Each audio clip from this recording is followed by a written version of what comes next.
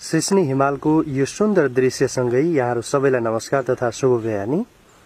यति बेला मैले यो भिडियो सल्यानको सदरमुकाम खलङ्गाबाट कैद गरिरहेको छु। सल्यानको सदरमुकामबाट पनि सिस्नी हिमाल लगायत आसपासका हिम श्रृङ्खलाहरू यसरी नजिकैबाट निहाल्न सकिन्छ।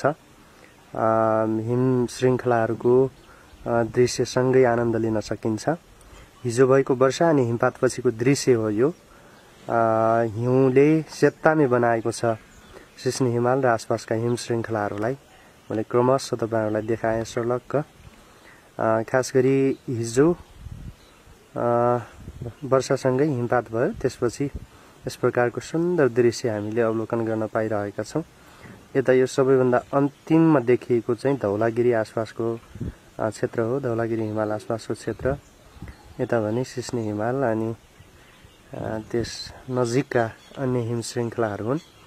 मैले ठ्याक्कै यो सल्यानको सदरमुकाम खलङ्गाबाट यो भिडियो कैद गरेँ र हजुरहरूलाई देखाएँ। यहाँहरूले पक्कै पनि श्रवण गर्नुभयो होला।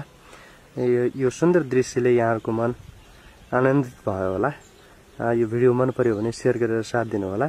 अहिले यो बिहानीको समय छ, त्यसकारण त्यति राम्रो देखिएको छैन, किनभने आकाशमा बादल छ अनि तलतिर पहाडहरू काला देखिएका छन्।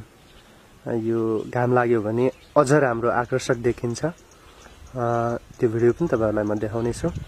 भिडियो मन पर्यो भने शेयर गरिदिनु होला र रुकुमबाट को हुनुहुन्छ कमेन्ट गर्नुहोस् है त। हस्, बाइ बाइ।